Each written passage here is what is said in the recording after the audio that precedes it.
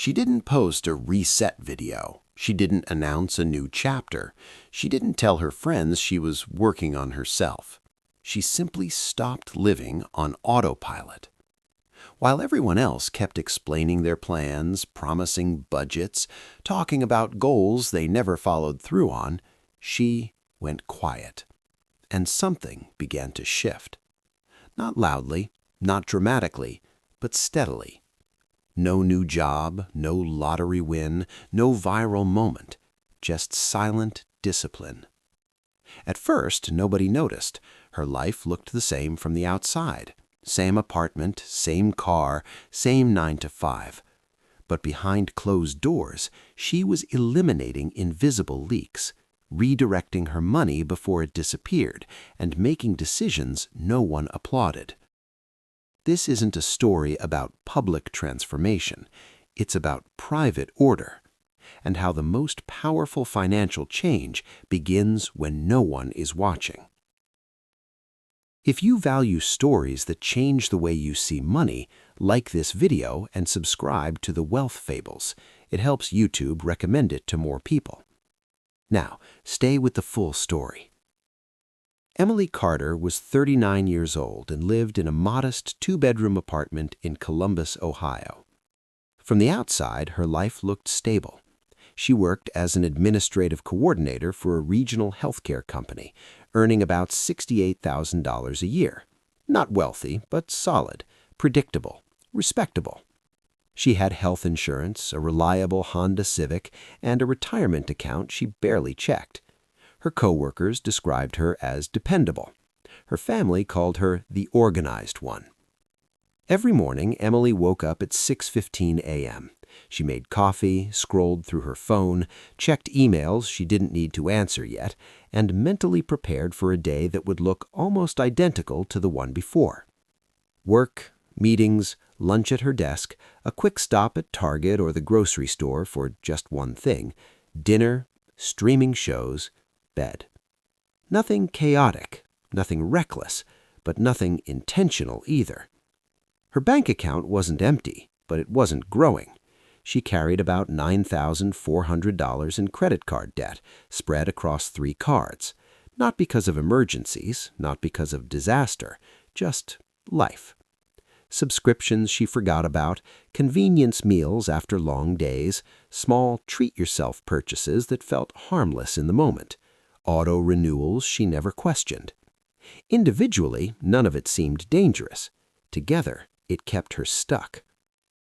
Emily wasn't irresponsible. She paid at least the minimum every month, sometimes more. She contributed 5% to her 401k because HR told her to. She transferred money into savings when there was extra, but there was rarely extra. She told herself she was just in a normal phase of adult life. Bills, stress, inflation, it's expensive to live. Still, there was a quiet tension she couldn't ignore. Every time she opened her banking app, her chest tightened slightly. Not panic, not fear, just avoidance. She didn't track her spending because she was afraid to what she'd see. She didn't calculate how much interest she was paying because that felt overwhelming. She didn't cancel subscriptions because they're only $12 or I might use it again. She wasn't drowning, but she wasn't steering. And that difference mattered more than she realized. On weekends, Emily sometimes fantasized about getting serious. She would watch productivity videos, she would buy a new planner, she would tell herself, starting Monday, I'll reset everything. Monday always came, nothing changed. What Emily didn't know yet was this. Her problem wasn't income, it wasn't intelligence, it wasn't even discipline. It was silent financial leakage, money leaving without intention, time spent without direction, energy scattered across habits she never consciously chose. She'd built a life that functioned but wasn't aligned. And the most dangerous part? Because nothing was collapsing, she felt no urgency. Until one quiet Tuesday morning, sitting at her small kitchen table with cold coffee in front of her, she finally stopped scrolling and opened her credit card statement all the way to the bottom. What she saw wasn't dramatic, but it was enough. The number itself wasn't shocking. $9,417.63. Emily had seen it before. It hadn't changed dramatically from the month prior. That was the problem. It never really moved. She scrolled further down. Interest charged this month, $186.42. She blinked. She hadn't bought anything worth $186 in value that month, but she had paid $186 for the privilege of staying stuck. That was the first crack. Then she kept scrolling. Streaming services, $14.99, $11.99, $19.99, another $9.99. A meditation app she hadn't opened in 5 months. A meal kit subscription she forgot to skip twice. Cloud storage upgrades. An annual membership quietly broken into easy monthly payments. None of these expenses were dramatic, but together they were constant, like a slow leak under the sink. Not loud enough to flood the kitchen, just enough to rot the floor over time. Emily grabbed a notebook from a drawer. Not a new planner, not a fresh start journal, just a plain spiral notebook. For the first time in years, she wrote down every recurring expense she could find. When she finished, she leaned back. $312 a month. $312 leaving her account automatically before she made a single intentional decision. She felt something shift in her chest. It wasn't guilt, it was clarity, and clarity is uncomfortable. Later that week, the real breaking point arrived. Her car needed repairs. Nothing catastrophic, $1,180 for brake work and a sensor replacement. Necessary, non-negotiable. She checked her savings account, $1,136. After rent, utilities, and groceries due that month, she knew the truth. She would have to use a credit card. Again. That night, sitting at her kitchen table with the mechanic's estimate next to her laptop, she did something she had avoided for years. She calculated how long it would take to pay off her debt if she kept making minimum payments. 4 years. 4 years of interest. 4 years of mental background noise. 4 years of quiet tension every time she opened her banking app. Emily stared at the number. 4 years for decisions she barely remembered making. That was the moment she understood.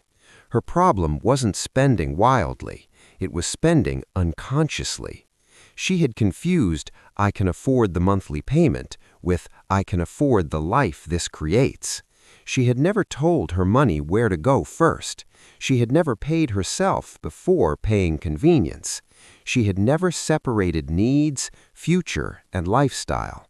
Everything just blended together. Income arrived, bills left, extras filled the gaps, savings got whatever survived, which was almost nothing. Emily closed her laptop slowly. She didn't cry, she didn't panic, she didn't text a friend for advice. She simply whispered, "I'm done leaking." No announcement, no dramatic vow, just a quiet decision. And that decision would force her to confront a rule she had ignored her entire adult life. A rule so simple it almost sounded boring, but powerful enough to change everything. The rule Emily discovered wasn't revolutionary. It wasn't a complex investment strategy or a side hustle blueprint. It was almost embarrassingly simple. Decide what stays before you spend. For years, she had been doing the opposite. She would earn, spend, react, adjust, and hope something remained at the end of the month. Savings were an afterthought. Debt payments were reactive. Subscriptions were background noise. But that Tuesday night, sitting at her kitchen table with her notebook open and the mechanic's estimate still fresh in her mind, she realized something critical. Her money had never received clear instructions. It had only followed habits. So she created a structure. Not complicated, not overwhelming. 3 buckets. Needs, future, freedom. Needs covered rent, utilities, groceries, insurance, transportation, essentials only. Future included debt payoff and an emergency fund. Freedom was everything else: eating out, streaming services, small indulgences, spontaneous shopping. For the first time, she assigned percentages before her paycheck arrived. 20% to future, 55% to needs, the remaining 25% to freedom. And here was the uncomfortable part. If freedom ran out, it ran out. No borrowing from future, no sliding expenses back onto credit. The next morning, she logged into her payroll portal and adjusted her direct deposit. 10% of her income would go straight into a high-yield savings account she renamed Stability. Another 10% would automatically attack her smallest credit card balance, using a simplified debt snowball method. She chose the smallest balance first, not because it had the highest interest rate, but because she needed momentum, a win, something to close. Then came the silent leaks. One by one, she canceled what she didn't actively use: the meditation app, one streaming service, the meal kit, a cloud upgrade she didn't need. It took less than 40 minutes. 40 minutes to reclaim over $200 a month. She didn't feel deprived. She felt sharper, more awake, as if she had turned on a light in a room she'd lived in for years. But the most powerful change wasn't automatic transfers or canceled subscriptions. It was her new nightly habit. Every evening, before brushing her teeth, Emily opened her notebook and wrote down what she spent that day. No judgment, just awareness. She called it her daily closeout. It took 5 minutes, sometimes less. And those 5 minutes did something extraordinary. They forced her to look at her behavior in real time. The $8 coffee felt different when written down. The impulse Amazon purchase felt heavier when recorded in ink. Within a week, she noticed patterns. She spent more when stressed. She browsed shopping apps when bored. She justified takeout on Thursdays because she was tired. None of these behaviors were catastrophic, but together they explained everything. For the first time in years, Emily wasn't reacting to money, she was directing it, quietly, intentionally. And although nothing about her life looked different from the outside, internally a foundation was being rebuilt. The first change wasn't visible in her bank balance, it was visible in her breathing. 2 weeks after implementing her 3-bucket system, Emily noticed something subtle but powerful. She wasn't afraid to open her banking app anymore.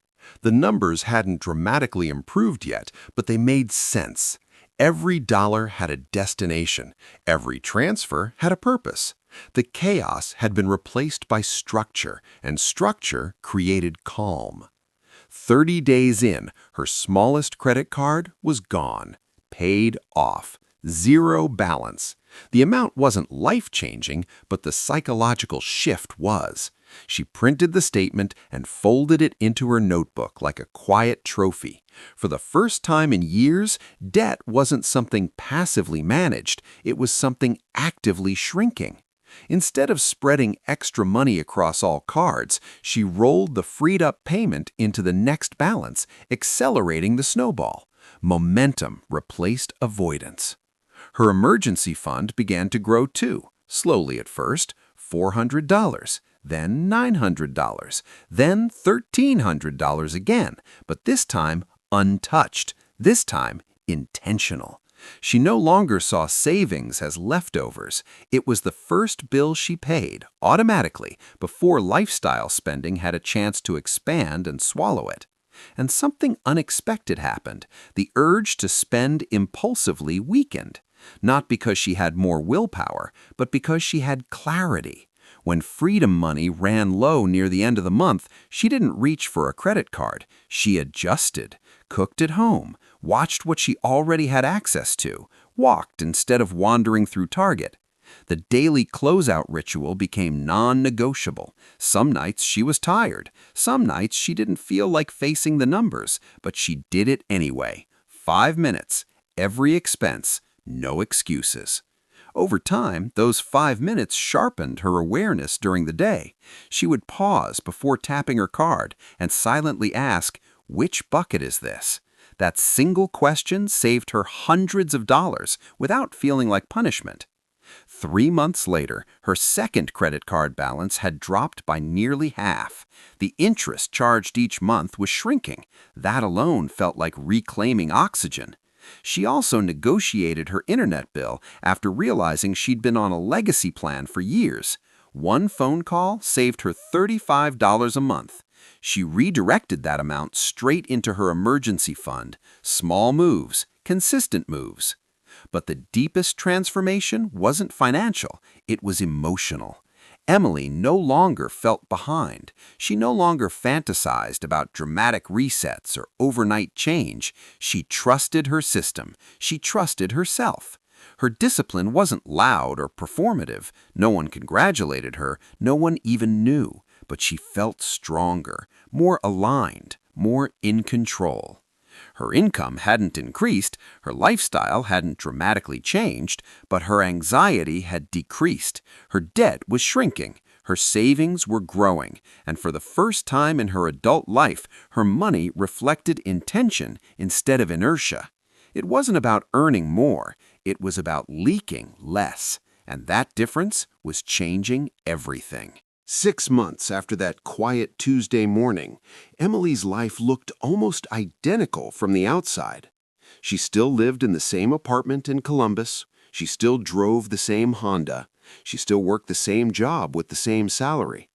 There was no dramatic promotion, no viral success story, no public declaration of a new era. But internally, everything was different. Her credit card debt had dropped by more than half. One card was completely gone. The second was close. The third no longer felt permanent. Her emergency fund had crossed $3,000, more than double what it had been the day her car repairs forced her to confront reality. For the first time, an unexpected expense would be inconvenient, not catastrophic. More importantly, the background noise in her mind had faded. That constant low-grade anxiety, the quiet tension every time she tapped her card or opened her banking app, was gone. In its place was awareness, and awareness created control. Emily realized something powerful. Stability isn't about how much you earn, it's about how much you direct. For years, she had confused motion with progress. Income came in, bills went out. Life moved forward, but nothing was designed, nothing was intentional. She had been living in a financially functional routine that slowly drained her confidence. The silent leaks weren't just subscriptions or small impulse purchases. They were unexamined habits, automatic renewals, emotional spending triggered by stress or boredom, the belief that as long as I can cover the minimum, I'm fine. That mindset had cost her thousands in interest and years of mental weight. What changed her life wasn't a raise, it wasn't extreme frugality, it wasn't a complicated spreadsheet. It was a decision made in silence, to decide what stays before she spends, to pay herself first, to separate needs, future, and freedom, to track daily without judgment, to attack debt with momentum. No announcement, no applause, no external validation, just consistency. And that's the part most people underestimate. Transformation doesn't fail because the strategy is wrong. It fails because the discipline isn't sustained when nobody is watching. Emily never made a dramatic speech about taking control of her finances. Her friends didn't know she had built a system. Her coworkers didn't see the notebook on her kitchen table. But month after month, her confidence compounded the same way interest once had. Here is the moral she would give anyone willing to listen. You don't change your financial life by making louder promises. You change it by making quieter decisions and repeating them daily. If your life looks stable but feels heavy, if your income is decent but your stress is constant, If nothing is collapsing, but nothing is growing either, maybe you don't need a public reset. Maybe you need a private one. Because the most powerful financial order is the one built when no one is watching.